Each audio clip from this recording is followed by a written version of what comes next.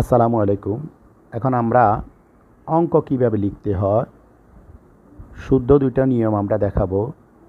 আমি প্রথম লিখতেছি স্বরেয় আর ওটাকে আমরা ঠিক এভাবে লিখতেছি। এই দুই নিয়মটা এখন যে দুই নিয়মে দেখাবো এই দুই নিয়মটা অঙ্ক লেখা শুদ্ধ। আরেকটা হচ্ছে সরাসরি ওর সাথে আমরা কটা যুক্ত করে দেব, সেটাও দেখাচ্ছি। ও দিলাম, এরপরে এর সাথে কটা সংযুক্ত করে দিলাম। এই দুইটা নিয়ম শুদ্ধ প্রমিত বানান অনুযায়ী। এরপর অশুদ্ধ দীর্ঘদিন থেকে যেটা আমরা লিখে আসছি যে অশুদ্ধ নিয়মটা সেটাও দেখাচ্ছি। স্বরেয় অনুসার ক, এ বানানটা ভুল।